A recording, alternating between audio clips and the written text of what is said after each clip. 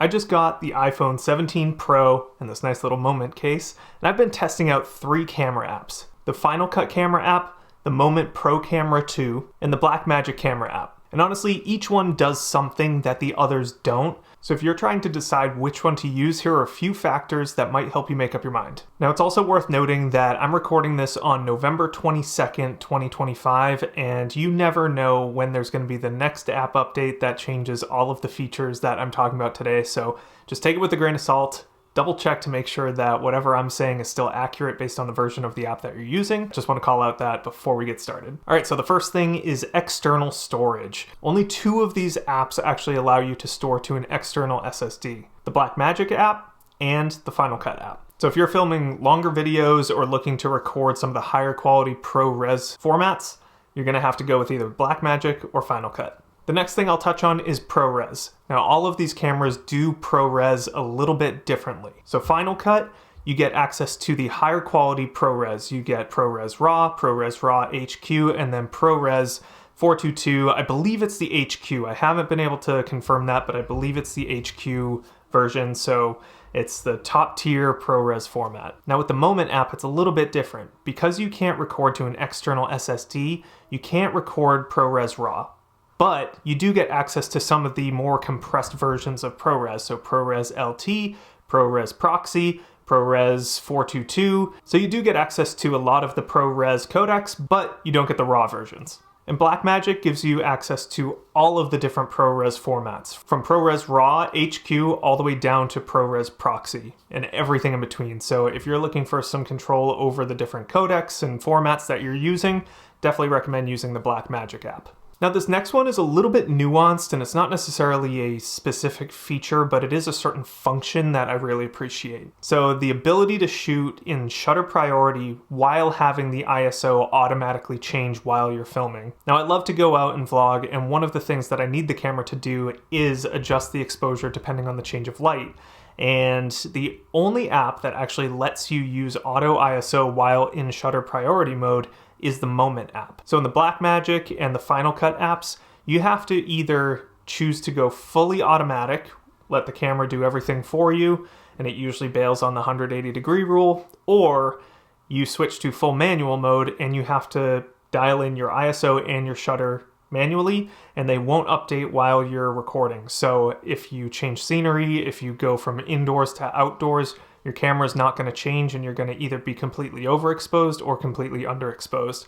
So for me personally, that is a reason why I continue to go back to the Moment app despite some of the limitations that we've already talked about. And here are a few other small but nice features that I've noticed in using some of these apps. If you're looking for one that has a recording indicator, the Blackmagic app is the only one that lets you do that. You can set it to either a beep, a flash, or both a beep and a flash to let you know that you started recording. This is really helpful if you're vlogging with the rear-facing camera. You don't have to start by looking at the screen and then flip the camera around to face you. You can actually just press record, you see the flash go off, and you'll be able to know that it's recording. I do wish this was a tally light where they use the camera flash or the flashlight maybe at 1%, and you would see that you're recording while that light is illuminated and then off when you're not. Maybe that can come down the road, but it would be really nice if you could see that as a tally light instead of just a little flash. Now, one of the things that I was looking for in these apps was the ability to save presets as well. And I'm happy to report that at least one of them allows you to do that, and that would be the Blackmagic app. In this app, you can save a bunch of different presets, and what's even nicer is you can actually save those presets to your function buttons as well. So it does make changing settings way quicker. If you know that you have a slow-mo setting and you have a cinematic setting, you can save those as presets and just tap the preset instead of manually updating your settings every time you want to make a change. The Moment app and the Final Cut apps do not have presets right now. It would be great to see if they implement those at some point, because I do think that that would be a welcome change for users of those apps. Now, when it comes to ease of use, they're all easy to use, but they do take different approaches when it comes to the user interface. I would say that Final Cut is probably the most simple and streamlined experience. I would say that Moment is a little bit of a step up, a little bit more flexibility and customization at your fingertips, and then the Blackmagic Camera app is really the one that has all of the control that you need. Now, if you're watching this and debating between these apps, you may be wondering, okay, 2 of these apps are free and one of them is $10. The Moment app is the one that's $10. Do I buy it or do I just use the free ones? Now I can't necessarily answer that question for you, but here's my super quick conclusion. I think the Final Cut Camera app is super clean. It's pretty minimal while still having a lot of the settings that you need, and it just looks like an Apple product. I would say the Moment Camera app is more of a hybrid, so you do have what I feel like is a little bit more customization directly at your fingertips than something like Final Cut, but not nearly as much as Blackmagic. And to that point, Blackmagic really has everything that you need, all of the different codecs, formats, settings. But like I said, the ability for the Moment app to lock into a shutter speed while adjusting the ISO is a huge, huge benefit for me. I find myself opening up the Moment Camera app more often than the other ones, despite the shortcomings. Now, if I know that I am going to be recording to an external storage device, I am probably recording at some of the higher quality levels, which is going to require me to use one of the other apps.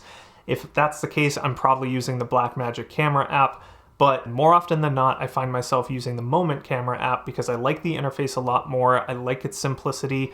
I feel like the settings are actually in better locations for me personally. And I'll be honest, not every video that I'm recording needs to be in raw ProRes format. I don't need that for a lot of what I'm doing.